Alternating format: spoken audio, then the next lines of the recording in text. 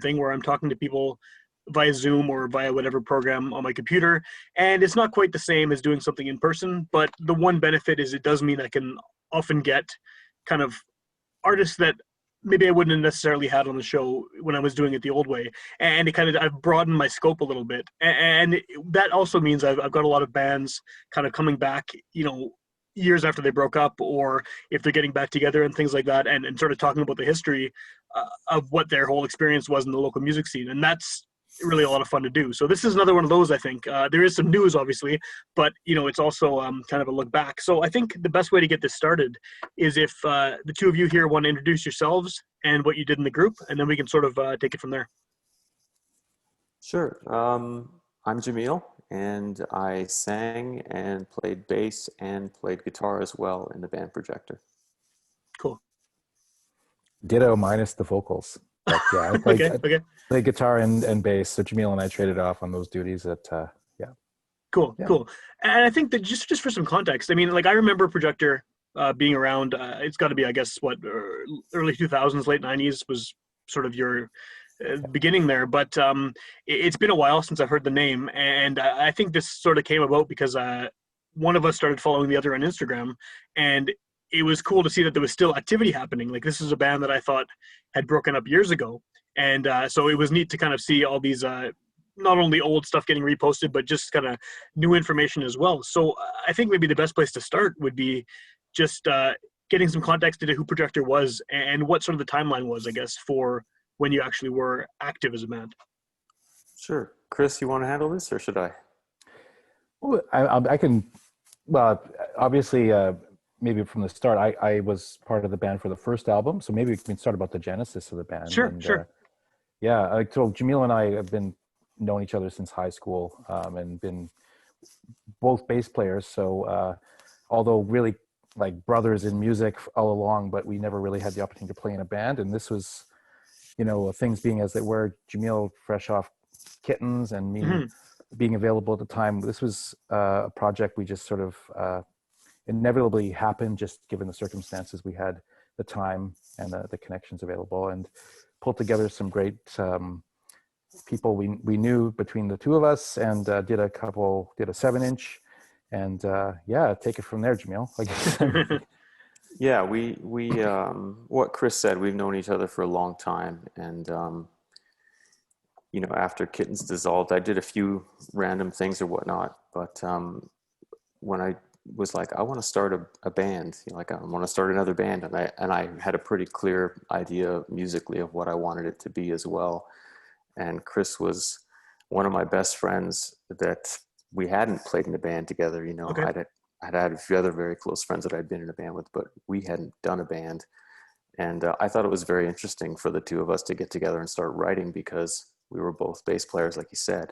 Sure. So we both bought guitars for the band and both ended up playing guitar as well. And like Chris said, we put up that 7-inch, which was a split with the Paperbacks. Right. And went on a tour with the Paperbacks in Eastern Canada for felt like an eternity. It was a long one, kind of. We were in a car. A lot of driving. Not enough shows, unfortunately. Yeah, it was a lot of driving, but we did that tour, and I remember coming home from the tour. I'm not even sure how, because this would have been in the year 2000. But I ended up doing an interview with Uptown, I think it was at the time, and they were pretty excited about what we were doing, and we didn't even really have anything out yet. So that's when I was like, oh, this is kind of cool. Like, people seem to be interested in the band, which is, we had just started and we were basically playing to mostly empty rooms in Eastern Canada. But I guess it goes without saying too that this is, sonically it's drastically different from Kittens, which I think is what people would have known you from before. It's like day and night, right? Yeah, and the press at the time was super hyper focused on that, probably to the point of annoying the other guys in the band a little bit. Yeah. But definitely when Chris and I got together, it's funny because Chris and I both played in before this, we both had played in separate bands that were like metal bands. Yeah, yeah. You know, we were really into like late 80s, early 90s death metal, for instance, and stuff like that. So we're kind of coming from that. And then you're getting a bit older. We're like in our early 20s then, and broadening your tastes. And I even pulled out some records to kind of remind me, but I know Chris will laugh, but like this was like step number one right here. Oh, Okay. geez, yeah. You know, that we were bonding over this record hardcore. Soundtrack of Yeah. can right there. And this one was a big one for me just Nice. because I was like, there's a heavy band doing really mellow stuff in the mix, you know, like this is almost like Sabbath's orchestral pop record. Sure, sure. And there's more. I won't bother showing them. No, all it's to you, cool that you dug them out though.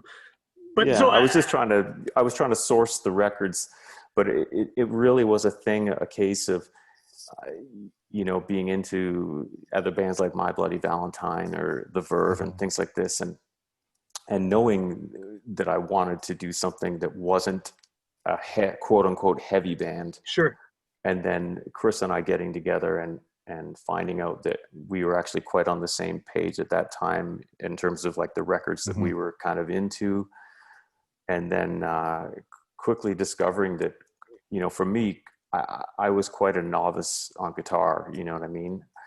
But Chris blew me away, like, because we both bought guitars at the same time, but he was, to me, he was infinitely better on guitar than me. But we both would come up with pretty cool parts on the guitars. So it just started clicking pretty fast, actually. Did that kind of experience of being bass players sort of jumping over to guitar, did that play a big part in shaping the sound, in the sense that you're thinking probably musically from a different kind of angle, right, as a bass player? I definitely hear that for sure.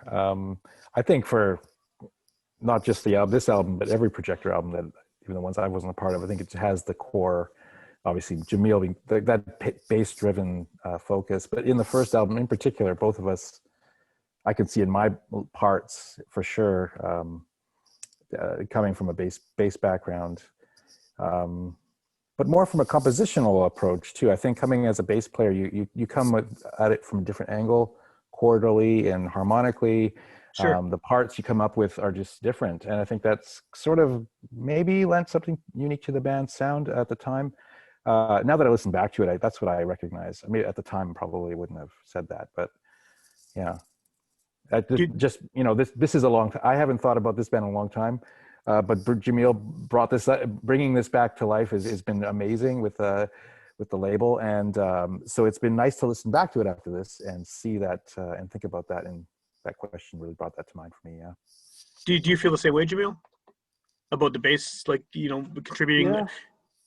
I mean, I never thought, you know, I never really gave it too much thought, like Chris said, you know, but I definitely, like, me on the guitar, I'm still thinking very much about the rhythm of Sure. the rhythmic feel. And I think that's, you know, if you want to go into musician talk, I guess that's from being a bass player, you know, and I certainly didn't play anything too complicated on the guitar and Projektor. It was very, very much about sort of accenting crashes and coming up with, because we used a lot of delay in the songs because we were really into a lot of those kind of bands that did that. Yeah, yeah.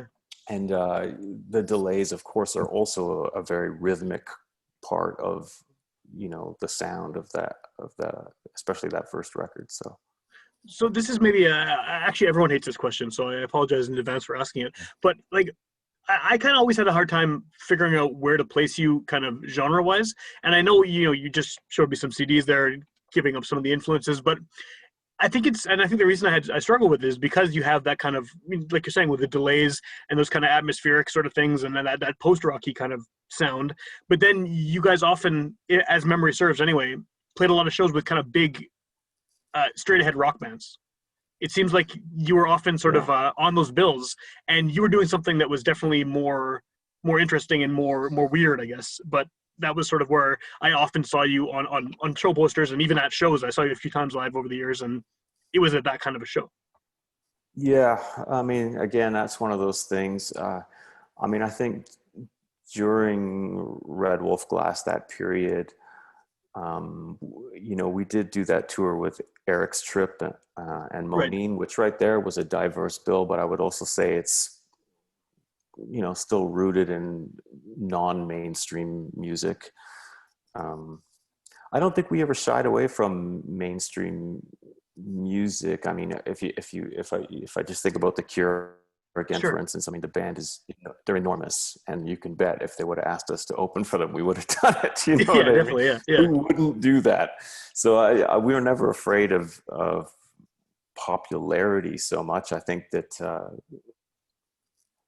Well, don't know. I guess I didn't mean like, whether you were what your thoughts were on whether becoming popular or not. It's just sort of sonically, it almost seemed like you didn't fit, but it still sort of did. I don't know, and that makes it difficult, I think, to pin you down because you're the type of band that could be playing. I think you're on some of those Power 97 compilations, right? Well, okay, And so then you also have these kind of like very very kind of indie rock sort of post rock elements that are very different from that stuff. yeah, I mean, when you start talking about that, then you're getting to the next record, Okay. and that's a bit of a story in itself as far as what was going on at the time and such. So, Yeah. but we can talk about that if you like. It's just, Well, I mean, at the beginning when the band was starting, Jahmeel and I were drawing upon our collective, just friends in the scene. Winnipeg's a small scene, man. I mean, it Yeah. was then, it is now. Tight knit. Yeah. And so, just we know people playing in diverse sounding bands, and that's just the shows fall together. Yeah, so I think that's still kind of the norm in Winnipeg. When I go out rarely these days, it's great to see that sort of diversity in the city. I think it's a strength. So I don't know. It's yeah, at least in the Redwood Wolf Glass era that we're talking about here. Yeah, that was my recollection of things. Well, I think I'm unintentionally jumping around here on the timeline a little bit. So, I mean, Chris, you said you were just on the first record. So, what sort of happened? How did you end up leaving the band, and what happened after that? Well, I mean, Jameel and I were chatting about this the other day, and I had a hard time pointing to a specific event, but there was, I mean, like we all, in our 20s, things happen. What I immediately did after that is I moved to Korea and lived there for 14 years. So that's a story in itself. But that was the immediate, that was an impulse. It would make it hard to play in a band here, yeah? Yeah, I kind of put, I mean, I continued music over there, and that's another topic entirely. But that was where I was. So that was physically impossible to even consider that. But that was a large part of my life that I just sort of continued on with. Okay. And I mean, I'll be clear. There was certainly the sound shift between the first album to the next. I was not as the move to more I would say commercially focused release, maybe aimed at radio or in that in that vein, which is I just coming at the time in my life musically, it wasn't the direction I was feeling. But I wouldn't say that's why I quit the band. It was more akin to a combination of personal things and my desire to get out of town and travel the world and see the bit. And yeah, it's nice to be back and to talk about this 20 years later. But, and to dig up those memories, because it's the music, that period of time playing with the band was magical. I think Jahmeel and I talked for 2 hours the other night about it, and seeing this release come back to life and all the effort Jameel's putting into to bring it back is really great. And I love the music. I'm super proud of that album. I think it stands so well on its own now, even 20 years later. It's been great to have it brought back to my own attention honestly, it's far in the rear view for me now, but it's nice to see it come back. Yeah. Well, maybe this is again, to sort of break up the whole timeline thing, which I tend to do always anyway. But like, what do you think is the I don't know if I'd like to use the word legacy, but what is kind of, do you think people who are younger maybe and may have missed the band the first time around, is there any kind of sense that you think they have about what Projektor was? Because I think the name, people either have one of the records or they've borrowed a record from someone or their older brother has it or whatever, and it's like it's a band that was around and made enough of a splash in Winnipeg that I think you have some kind of something. I don't know, do you think that there's an impact that was left on the local music scene by you guys? You know what? I do think so, actually. And it's, you know, it's a bit of a weird thing for me to answer about it in Winnipeg just because I was in Vancouver for the last 14 years. Right. But I can tell you that I even had the odd person in Vancouver that had found out that I was in Projector, and they were like, "Oh, I really like, you know, whether it was the first record or the second record."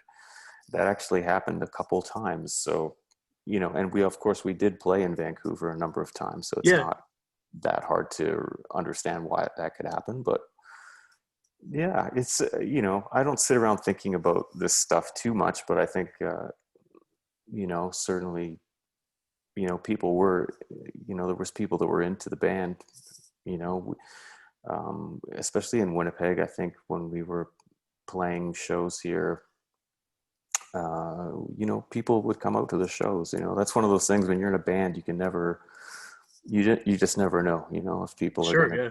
sort of, if it's going to connect with with an audience or not. And it certainly seemed like we did, you know. Yeah. We had good luck with a lot of shows, but I don't remember having a bad show in Winnipeg ever. Yeah. It was pretty, we were pretty lucky. Very lucky locally. Almost from the get-go in Winnipeg, we were embraced, you know. Yeah. So The hometown kind of yeah. I guess that probably helps that you had been in other bands before too, even if they were very different musically. People recognized you, or they knew you from, you know, playing shows with your old bands. Or I mean, yeah. there was the Kittens thing, obviously, probably helped in Winnipeg even, but Sure. you know, we also had cases like I remember playing a show at Amigos in Saskatoon and having a guy come up to me and be quite upset that we were not heavy enough. Yeah. Yeah. He was like, I thought this was a guy from Kittens. I was like, well, it is, Really? but sorry, different band. Yeah. So, you know, that happened too, but well, whatever, you know.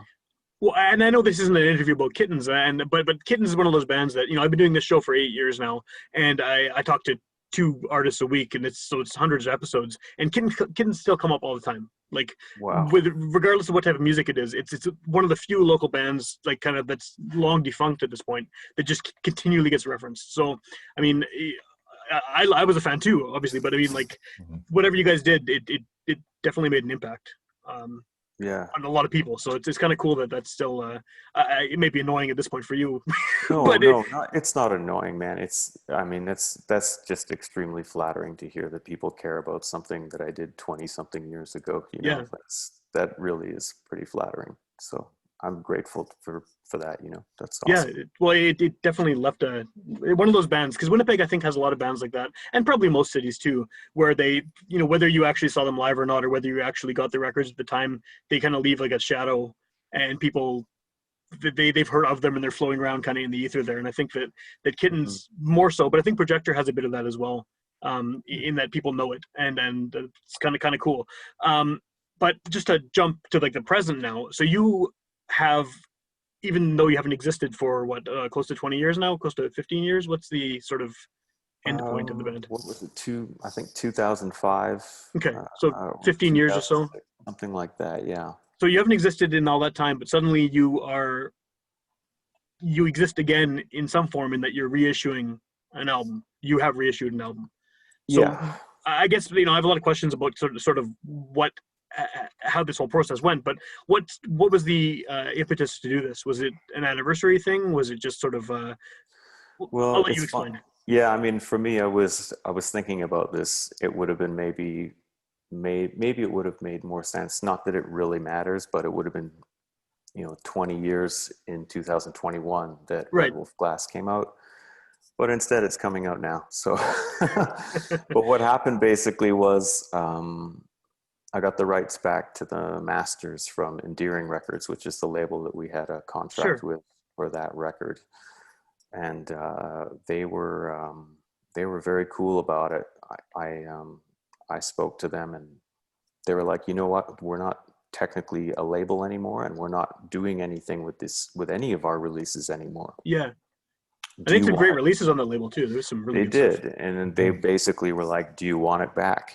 And I was like, yes, I do. You Cool. know, I think there's nothing cooler than for an artist to have control of their own material. Yeah, yeah. you know, and then, you know, it's just the timing of everything, like being back here now, living back here again, and getting some boxes, shall we say, returned to me that had been in storage for a very long time, Okay. and digging through them and finding that I had so much archival, you know, demo cassettes, press clippings, you name it. Yeah. And I was like, you know what, there's unreleased tracks, there's all this stuff. I have an ability to put this out. Let's put it out. Why not? Cool.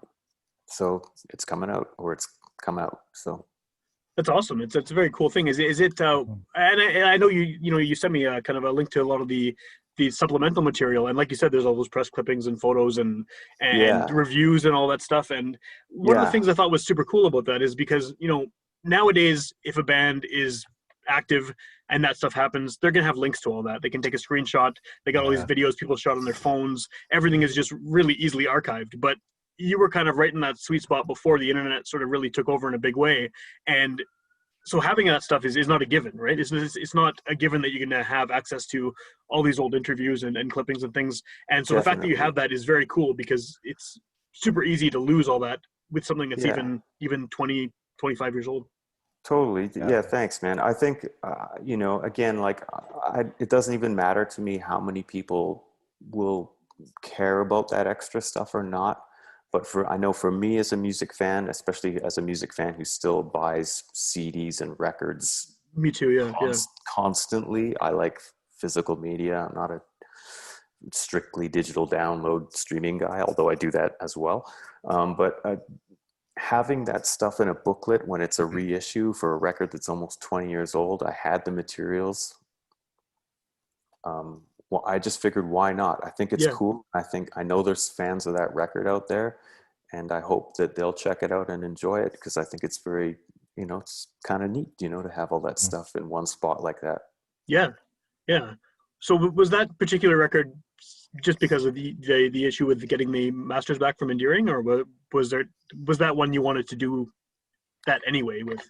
Well, you know, honestly, I hadn't thought about doing it until Endearing offered it Okay. up. Okay. You know, I didn't know what it would entail to really ask them point blank, like, hey, can you give me my record back? You know Yeah. what I Yeah. mean? Yeah. It was online, you know, so people could stream it already and download it or whatever. Yeah. So, you know, that was fine. You know, they didn't have to give it back to me, so, or to us. So, I mean, for them to do that, I thought was, like I say, was very cool. Yeah.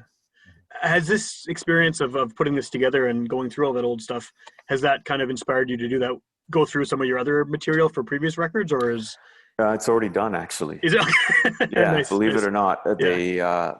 their Young Hearts Fail got a re-release earlier this year, also as a deluxe Okay. edition with 4 bonus tracks. Cool. And the Because I have the final, original CD of that, but I should check out the deluxe one. yeah, Yeah. Yeah. so just a tiny bit of information about that for anyone who's curious. Young Hearts Fail is a different master of the album, a Okay. different sequence of the album, which was the original sequence that I wanted.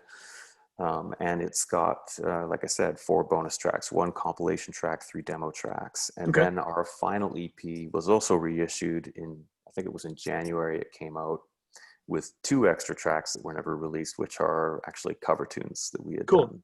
Cool. So What is all this the? stuff. Oh, sorry. Go ahead. No. So all the stuff is pretty much available now in a new format. So That's very cool. anyone Yeah. who's curious to check out the stuff, it's there. What has the reaction been from people? Who, now that this is available, I'm assuming you've probably heard from some friends or past fans of the band. Yeah. I mean, I've had a bunch of different comments. I guess some people were surprised that we had recorded cover tunes, because they had no idea. And I mean, the bands aren't a surprise. It was a Failure song and a Quicksand song, which are, Okay. especially at that point in the band, by the time the band was close to being done, we had gotten a lot more post-punk. So definitely the sound of the band had changed, and had become a little more aggressive. So Sure. almost starting to tip back to the older stuff that I was doing in a way. But yeah, it's uh, I did a little bit of press for the reissues, and but there seems to be even more interest in press for Red Wolf Glass Yeah. just in the last couple weeks.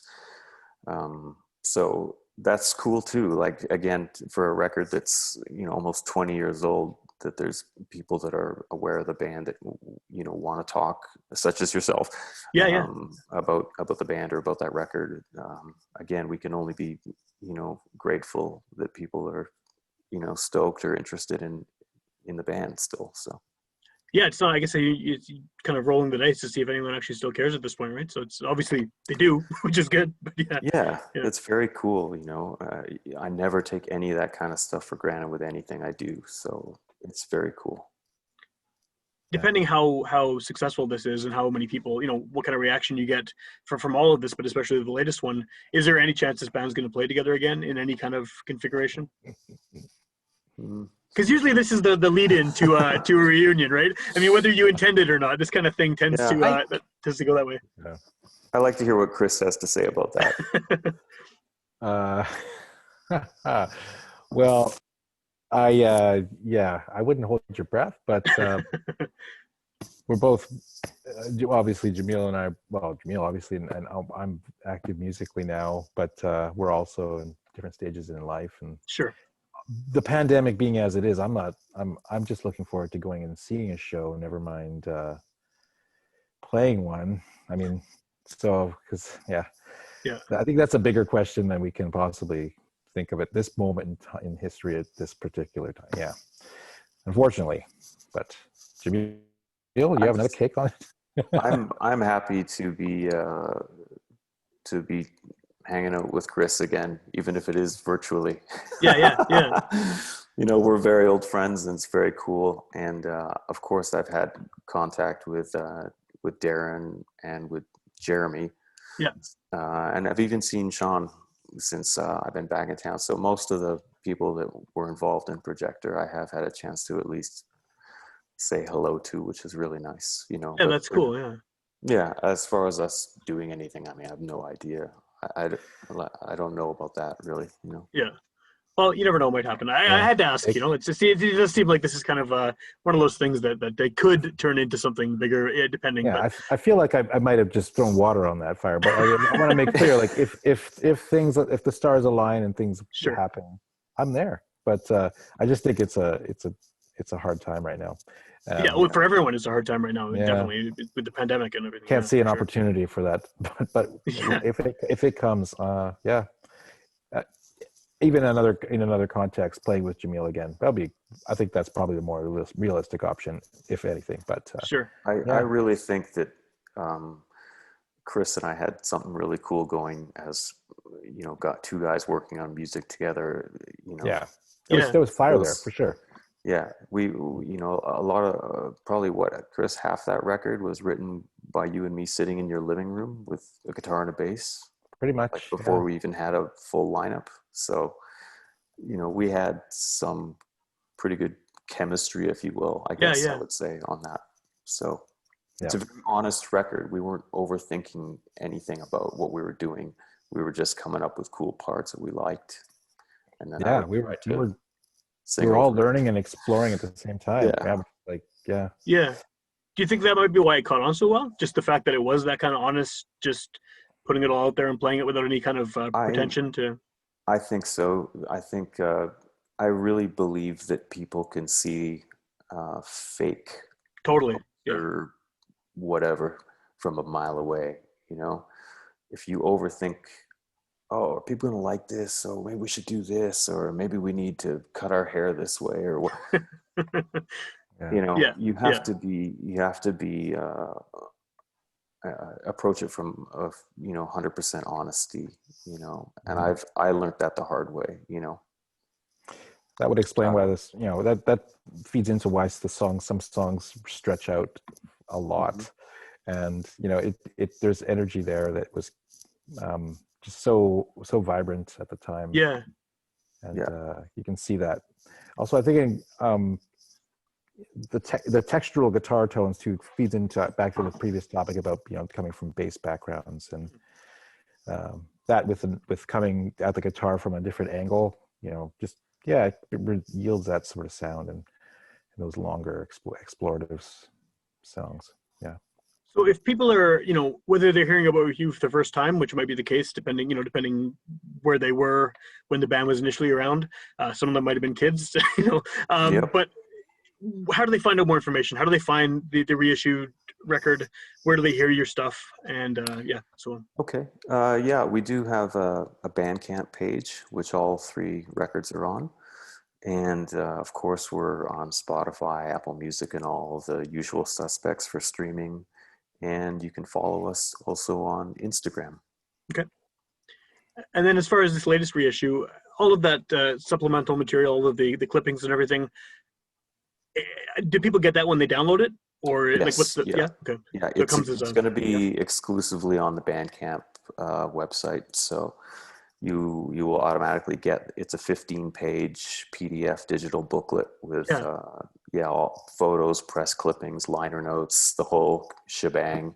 And of course that version has the 3 extra songs, one of which is I thought it was the first song that Chris and I ever wrote together, but Cool. Chris was saying he thought it was actually the second one. So Well, the second song we ever wrote, but yeah, it's a demo song that we had demoed, but we decided not to put it on the record. So it's pretty cool. I found basically like the CDR master of the demo. Okay. Right on. When I was digging through all the stuff, and I was like, oh wow, here's a song that no one's ever heard. Like, I don't even remember recording that, man.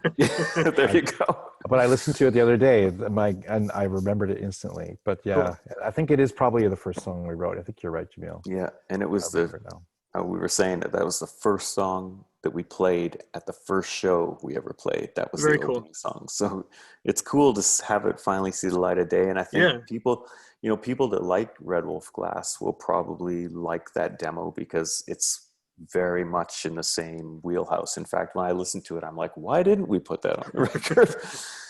But the record, the 8 songs, the original record was a good, 40 minutes or whatever. So it was a good length the way it was, I guess. Well, as someone who, like we were saying before, I still listen to physical music pretty much exclusively. And one of my biggest beefs with kind of streaming and digital music and all this is that you don't have that kind of extra material. You don't necessarily have the liner notes. You have a tiny cover on your screen. And you don't get all that really awesome information that you get from sitting down and, listening to a record front to back and looking at who played on it and all the photos and everything else. And that's kind of how I've always found new music, has been through that kind of stuff. And I miss it. I mean, I've avoided the digital thing, but I feel bad for people who aren't, everything's on kind of random and all that, and they miss out on that stuff. So it's cool to see you're doing it. So, yeah. Well, you know what, for me, it's like, it doesn't make sense to press a bunch of CDs of the deluxe reissue because we're not playing shows. If we were actively, okay, we're going to go on tour again, we're going to play shows. Okay, let's press some vinyl, let's press some CDs. But for now, I think the best way to do it is digital. But as you just said, especially maybe people in our age group more so, but probably it makes the download a little more worthwhile when you're getting all that extra material with it, Mm-hmm. And it's just as easy to look at all the material on your computer as it is in a booklet in your hand. So, it's there for people who want to check it out. And, it was a real pleasure for me to do the work and scan it all and do the layout. And I love doing that stuff anyway. So I'm really happy to have it out there. Right on. Well, I'm glad it's out there, and I'm glad that people who, will get a chance to hear it or rehear it or rediscover all of the bonus stuff you have in there. So Zoom's about to kick us out because they have this time limit thing unless you pay for the super Zoom or something. So, okay. But I really appreciate it, guys. Thanks for doing this. And good. I hope this record, the reissue, that does really well and people kind of get back into the band because it's, Thank you. Like I said, you were a thing in Winnipeg that a lot of people dug, and I think you've left some kind of legacy, and hopefully this will kind of just further that for a new audience. Thanks very much, man, and we really appreciate the interview. Awesome. Thanks a lot. Yeah, thanks for your interest. Nice talking to you. Okay, so I just stopped recording. It's going to kick us out in 2 minutes. But like I said at the very beginning, I usually put 4 songs in kind of in natural pauses in conversation. Do you have specific songs you'd like me to use? And you don't have to tell me now. You can just send it to me because we're about to get booted out of this thing. But if you want to think about it for a couple of days or something, let me know. That'd be awesome. Okay, sure. Yeah, I can just message you through Instagram. Is that the best way? Yeah, that'll work. Yeah, for sure. Okay, cool. Yeah, Awesome. Let's chat Thanks about very that, much, Jahmeel. man. Yeah, for sure. No problem. Yeah, thanks Okay. again. Okay, later. Okay. See ya. See you. Thanks.